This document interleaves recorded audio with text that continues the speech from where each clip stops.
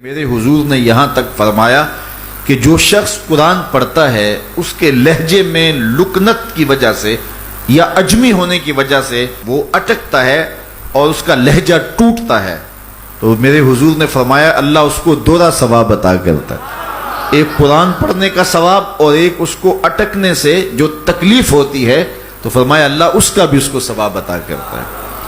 اور فرمایا یہ وہ پاکیزہ کتاب ہے کہ اگر تمہارا رب سے باتیں کرنے کو جی چاہے تو قرآن کھول کے بیٹھ جاؤ، یہ رب سے ہم کلام ہونا ہے، یہ اپنے رب سے گفتگو کرنی ہے۔ میرے حضور نے فرمایا کہ قرآن اللہ کی وہ لٹکتی ہوئی رسی ہے جس کا ایک سرا تمہارے ہاتھ میں ہے، دوسرا سرا تمہارے رب کے ہاتھ میں۔ تو خوش نصیب ہیں وہ لوگ جو اس کتاب کے ساتھ جڑ جاتے ہیں اور وہ دھرتی، وہ مقام، وہ جگہیں فیروز بخت ہیں کہ جہاں قرآن مجید کی تلاوت ہوتی ہے۔ گھروں کو قبرستان نہ بناؤ، گھروں میں نوافل ادا کرو اور قرآن مجید کی تلاوت سے اپنے گھروں کو آباد کرو۔ اگر گھر میں روزانہ کی بنیاد پہ قرآن مجید کی تلاوت کا معمول بن جائے تو پھر کوئی جن، کوئی بھوت، کوئی آسیب اور کوئی بدروح آپ کو تنگ نہیں کر سکتی۔ جہاں قرآن کی تلاوت تسلسل کے ساتھ ہوتی ہوگی وہاں جن نہیں ہوگا، وہاں ٹونے نہیں ہوں گے، وہاں جادو نہیں ہوگا، وہاں سایہ نہیں ہوگا، وہاں رحمت الہی کا سائبان تان دیا جائے گا۔ جہاں قرآن پڑھا جائے وہاں نزول باران ہوتا ہے، رحمتوں کی برسات ہوتی ہے۔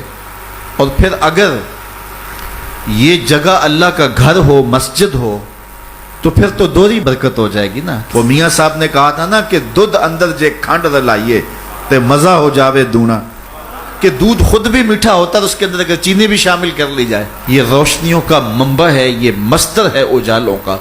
اس کتاب سے اتنی روشنیاں پھوٹتی ہیں کہ زندگی کے سارے اندھیرے ختم کیے جا سکتے ہیں۔ یہ تمانیت قلب کا سبب بھی ہے، یہ روح کے اجالوں کا سبب بھی ہے، یہ کتاب زندگی ہے، کتاب حیات ہے۔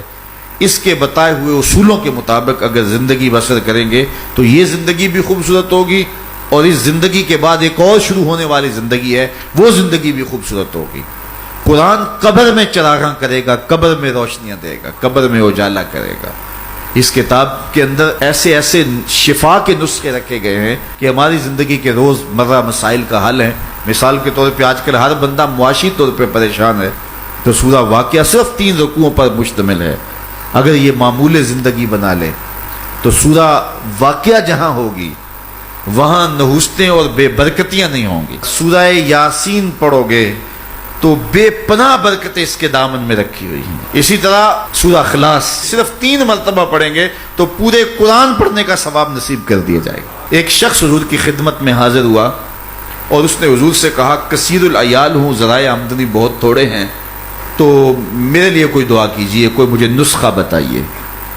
تو آقا کریم نے اس کو جو نسخہ بتایا سنا، فرمایا جب گھر جائے تو گھر والوں کو السلام علیکم کہہ دیا کرو۔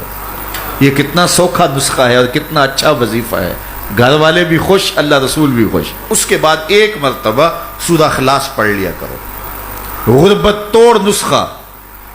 جب بھی گھر جاؤ السلام علیکم، اس کے بعد 1 مرتبہ سورہ اخلاص۔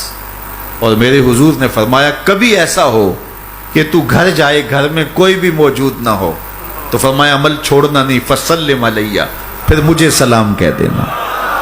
وہ اپنے نام لیواؤں کو تنہا چھوڑتے کب ہیں، جہاں ہم دم نہ ہو کوئی وہاں سرکار ہوتے۔ وہ کہتے ہیں میں عمل شروع کر دیا، گھر جاتا السلام علیکم، اس کے بعد السلام علیکم کے بعد میں سورہ اخلاص 1 بار پڑھ دیتا۔ اس عمل کی برکت سے میں نے تو امیر ہونا ہی ہونا تھا، میرے ہمسائے بھی امیر ہو گئے، میرے ہمسائے بھی امیر ہو گئے۔ تو قرآن کو اپنی زندگی میں بسا لو، قرآن کو شامل کر لو، دنیا بھی سنورے گی، قبر بھی سنورے گی، نزا کا عالم بھی سنورے گا، حشر میں بھی اجالے ہوں گے، جنت کی بہاریں بھی نصیب ہوں گی، اور رسول اللہ کا ساتھ نصیب ہوگا۔ تو اس کتاب سے جڑو، اس کو ورق ورق پڑھو، اس کو حرف حرف پڑھو، اس کو رکوع رکوع پڑھو، اس کا ایک ایک آیت ممکن ہو تو ایک ایک آیت روز پڑھ لو۔